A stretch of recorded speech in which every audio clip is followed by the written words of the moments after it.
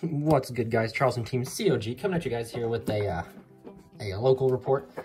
I told you guys I was going to do this. I put a community poll down and people told me what I wanted to play, and they chose Old Faithful, so I ended up going to locals and getting second. So, you know, like, locals ain't no, like, big accomplishment, but it allowed me to test the deck the way that I wanted to, allowed me to put certain cards that I wanted to, you know, to, like, put them to the challenge, like Dugaris. I was, in like, theory and on paper, Dugaris was doing well in testing. However, in, like, a tournament setting, I wanted to see how well it did, and it performed beyond its, beyond what I thought it would.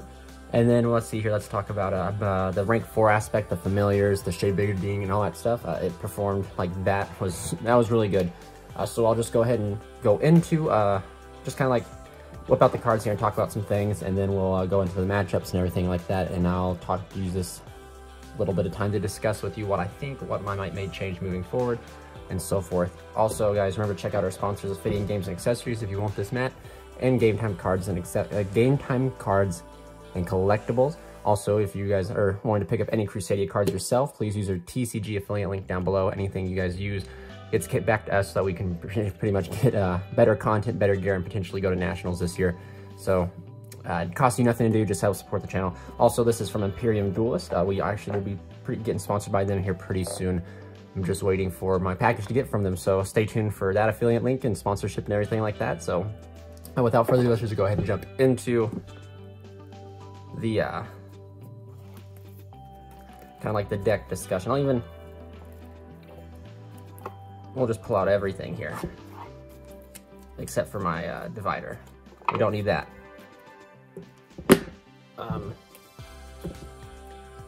So my round 1 match was, I gotta think here. My round 1 was, oh my goodness. It was the mirror match. What am I thinking? Yeah, it was the mirror match. So in the mirror match, believe it or not, like, I thought I was going to be like, it was going to be kind of rough to do because it was depending on who made the dice roll and if someone got to their win condition of the sea turtle. Coincidentally, I got to that.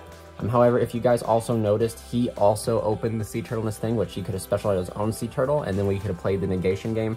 However, it really doesn't do much in the long run, just simply because of the everything on my side of the board is bigger than the sea turtle. So he'd special it out and it would just get attacked over. The best thing he could have tried to do would be probably to make an Equamax and then special some of the sea turtles so Equamax is big and then whack over my own sea turtle. But I wasn't, as far as that game was going, I wasn't going to let him get to that at any point. And if you guys haven't seen that match, please check out that match. It's up on a recent videos. Also, like, playing through, like, I pretended not to know what he was playing since we do have such a small locals. I just played through not knowing. And that's where I was kind of concerned because I was like, well, my ending board was Equamax, Gamma Seal, and Abyss Dweller, and I was like, well, Abyss Dweller really doesn't do anything in the mirror unless that mirror is potentially playing Dangers. And that's one of the main reasons why I'm not a fan of the Danger package in this deck, because just Dweller's floating around so much, and our deck really doesn't get hindered by Dweller. I mean, of course, the Black Dragon and the White Dragon get hindered by Dweller, but other than that, like, our deck isn't hindered by it. So, like, one of the most prominent floodgates that everyone has access to in the meta, like, we're not hurt by it. But he, however, was playing Danger, so when I made that board, I was like, oh my gosh, I'm going to be able to actually do more than what I thought. And I thought I was just going to be able to have to, like, negate everything with Equamax and the Turtle. But it actually worked out good. Shade Brigadier was a card that I was questioning a lot this weekend, and this Friday I did phenomenal, guys. Like, it's another rank 4 extender. It's a different name, so you can, like, use it to make Saryuja if you need to push for that second Saryuja. It's a level 4, which allows you to make whatever you need, essentially. Dugaris was a card I really put to the test. I made Dugaris every chance I got, and I did it even if I thought it wasn't the most optimal play, and Dugaris performed amazingly. If you guys have not checked out our feature message, check it out, because it was like one of the times I used Dugaris as like other effect, where I Monster Reborn my Maximus, targeted my Equamax and gave it double battle damage and ended up punching for game. So please check that out. But for the most part, like, of course, you know, Crawler always floated to my hand, but it's a necessary evil. The deck performed very, very well, and actually this card right here, let's talk about here real quick. Well, let's go on to, so round 1 was Crusadia, the mirror match. Round 2 was, I think, Zombies. I think that was where I lost, was in the zombie match. I'm trying to remember. It's been, I should write this stuff down, but at the moment I was like, with recording and everything, I wasn't able to write it down. I think it was zombies. And then round 3, because we only had like an 8, 9-man, 10-man local, I think. It was zombies, then Mermail Atlanteans, I think. And then we decided not to break into the top 4. I think it was. So zombies was my round 2. I actually lost there. I mean, it was round 1, I opened the nuts. He couldn't play. Round 2, he made Omega, sniped my one of my extenders, then Balladrock plus Zombie World's a hell of a card. Hell of a combo. And then round 3, I actually kind of misplayed. I'm not going to take away the win from him. I don't even know if it would have been different regardless. Also, so if you guys have made this far in the video, I'm going to upload that zombie profile shortly after this later in the evening. There'll be a double upload today. This will probably come out earlier in the morning, and then the zombie profile will be out later in the evening. But with that being said, in that game 3, I should have made Equal Max with like Abyss Dweller, and Equal Max would have been enough. However, I misplayed pretty bad. I special summoned off a Saryuja's effect too early, and then I was only able to end on Saryuja with a Abyss Dweller and an FA Down Dragster, which Equal Max would have been able to been protected by the Arborea, giving me an extra turn. So it's very potential that the game could have ended differently. However, I'm not 100% sure because Avendred Savior was what outed the Abyss Dweller, and Avendred Savior was able to pretty much get 3 attacks over the course of the 3 turns. So I was only going to be able to make my Equal Max bigger than it for 1 attack, and then after that, it's definitely, it's up to, I don't know for sure. However, it was a misplay that I noticed that I did, and it potentially cost me the game. So, however, and then I played Mermail Atlanteans, the fishy boys, the prince that was promised from that deck. Game 1, I won the dice roll. I opened just absolute nuts. Again, Dweller. Dweller is such a prominent card for the meta and such a powerful card for the rogue guys. So like, if you can make rank 4s, you should play it. So I ended up making Dweller, Gamma Seal, Equal Max. He opened a great hand. Game 2, I believe. No. He counter-sided me. I sided in to go second, and it was a swift 2-0. I won the dice roll. Game 1, made my unbreakable board. Game 2, I thought I was going to be going second, so I sided in all of my going second cards, like my Kaijus, my Revival, my Dark Ruler, No Mores, and he told me to go first. And he got me. He got me pretty good. So I ended up doing that. Pretty much made Equal Max under a Dweller, because that's once you side out the waterfront, that's all you can do. Equal Max under a Dweller was just enough to hold him off, and then I was just able to proceed to push for game the next turn. So, but a card of the hour I want to talk about is Pot of Avarice. So guys, exactly, this was another card I was on my list of testing. It was Dugaris, this, and Shea Brigadine was like on my list of testings. And Pot of Avarice is just the 41st card in the deck. So I was like, if you see it in your opening hand, it's not too good, but if you draw it off your Saryuja, it's good. And that happened a lot. I would draw this card or open this card, and I would just giggle because it would be just ironic that I'd see it. But again, like, it's such a necessary evil because you draw essentially, like, let me show you guys. Like, if you go through your whole combo, you're going to draw. So with both Skull Dreads and Dugaris, you're going to draw 10 cards. So on top of that, you add in Pot of Avarice. So you're drawing a total of 12 cards while putting back resources. So throughout your turn, you're drawing 12 cards. So this is also why the side deck comes up very important, because you want to see your side deck, whether it be Twisters or, you know, like you're drawing Lockbird, like ending on your unbreakable board, or like your 3 negate board with a Lancea or drawing Lockbird against certain decks is super strong in its sense. But you're drawing so many cards, and Avarice, you just draw more cards. And like, this is a game of Yu-Gi-Oh! We want to draw into extenders, side deck cards, etc.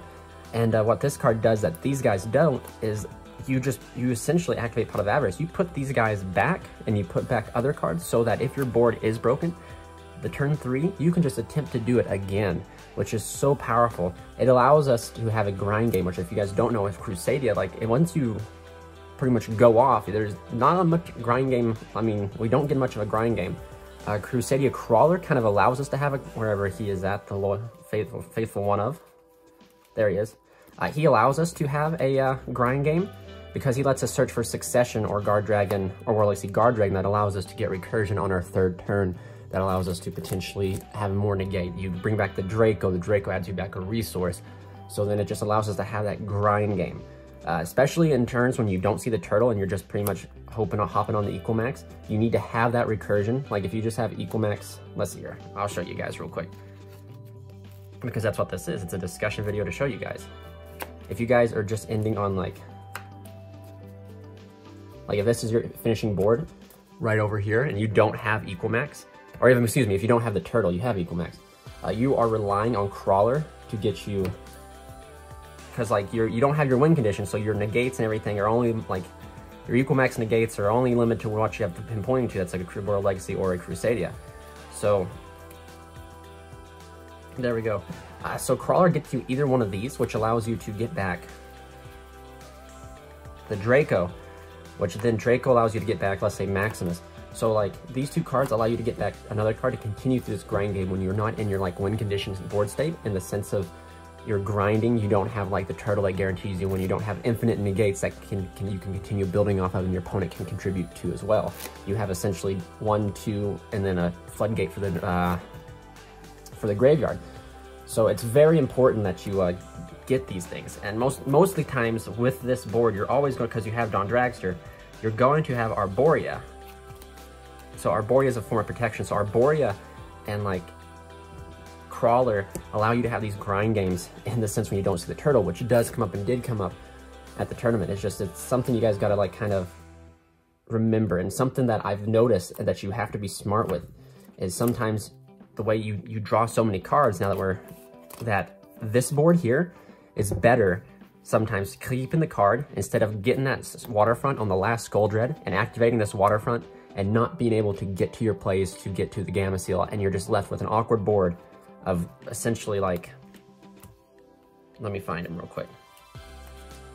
On an awkward board with just pretty much Dread and an Abyss Dweller or Dread and a Dragster. It's just, you gotta like really, resource management. Once you like play this deck, you'll understand like certain card ratios, certain card combos that you have that contribute to you ending on the waterfront. So like if you're like on your second Skull Dread, you're normally sometimes not going to add this unless your hand can justify you getting to the Gamma Seal, because you're just going to pretty much waste resources, get to 2 counters, and not be able to push for, or you can push for a 3rd counter, but you're not going to have the Skull Dread to special summon the Gamma Seal from your hand, so then it's just sitting in your hand. Whereas sometimes it's worth giving up the waterfront in order for it to guarantee you like even this type of board right here. Like, it's worth it. I know it's kind of crazy because something I've noticed by watching replays, watching other people play and stuff like that, as soon as they see waterfront, they go for it. And I'm telling you guys, waterfront is only good when you see it in your opening hand, the Dugaris or the first Skull Dread. After that, when you see it in the second Skull Dread, it's not that great because you have to make awkward plays to potentially run out of gas, and then you're just sitting here with an awkward board of just waterfront and like I showed you before. Whereas if you maybe not have kept the waterfront and gone for, let's say something unorthodox here, you would have kept the waterfront, gone for Inari Fire, and then used the Skull Dread to summon Inari Fire. All of a sudden you got the materials to make a Abyss Dweller, you have the ability to make Dragster, and you have the 2 Crusadias left in hand to go into an equal max with a loaded negate. So like, it's definitely better in that sense to do this rather than go for waterfront. And I feel like a lot of people who play this deck or who play the Guard Dragon variant believe that once you see waterfront, you have to get it regardless. No, you don't. Like I said, 9 times out of 10, you don't get it in your last Seryuju because you just can't. You'll run out of gas. So you're better off going for this than you are for the turtle. And that's another thing that a lot of people out here just think this deck is a waterfront or bust deck. It's potentially a more aggressive World Chalice. That is very incorrect. And I'm not bashing World Chalice by any means because it is a very fun, very complex and combo-oriented deck. But last time I checked, you take away the turtle or Christia from World Chalice, you don't really put up anything, maybe a Trigate negate. But if you give Crusadia this stuff, we can put this out without the turtle. So in my opinion, the Crusadia is just a more aggressive World Chalice, in just my personal opinion. But you just gotta resource management. But at the end of the day, I was very well pleased with the cards that I tested, believe it or not. So like Dugaris is a phenomenal card, and I was very happy to see, well, let me find it here. Dugaris is great. I actually recommend playing it if you're going to play this variant, because if you're going to play enough rank 4s to make Dweller, you play enough rank 4s to make Dugaris. And a lot of times in this situation here, you summon Dugaris underneath the Magius, activate Magius effect, and they're kind of, they don't know, it puts the opponent in a difficult time of what to hand trap with Ash or anything. If they have Ash and Imperm, they got it. Nothing more can be said. Well, if they have Ash and Imperm, you potentially could have like an extra extender in your hand to play through stuff. But this right here was very difficult for my opponents to figure out what to particularly Ash, because if they had a hand trap, if they Ash the Magus, I'd just draw 2 cards and discard a card with Dugaris. Or if they waited to hold on the Dugaris, I'd get a for sure search with Magus.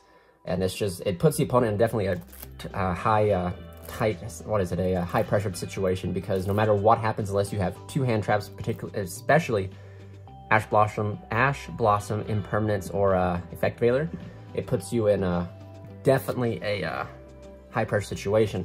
However, a card to talk about that's in my side deck that actually hurts this deck very well is Droll and Lockbird.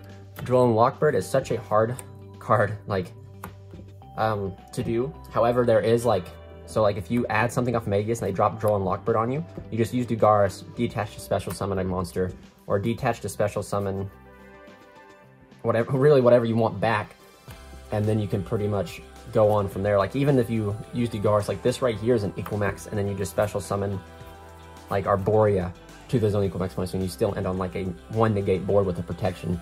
So like, it's just, you got to understand how to play through certain hand traps and understand like how they interact with your deck. But that is a hand trap that does hurt. I'm going to tell you that if they'll probably hit us at the Magus, they won't let us get to the first Skull Dread. But I've noticed it just depends on your hand when they hit you that it hurts the most. So, but I opened my packs already. I kind of forgot I was going to do this, so I went ahead and opened them, and didn't get anything. Otherwise, I'd be showing it. But yeah, I'm sorry for rambling so much, guys. I just thought I'd talk and discuss, do like a little discussion on my locals. It was a fun locals. I'm going again this Friday, and I'm going to be, I don't know if I'll be taking this or if I'll be taking Gladiator Beast or not. I don't know per se yet, but for the most part, guys, please remember to like, comment, and subscribe. Let me know about your guys' tournament, your guys' like last weekend tournament experience in the comment section below. If you guys put on good, if you guys had a more like a funny experience, I'll actually read it on the next video that I do. And yeah, so this is Charleston Team COG signing out.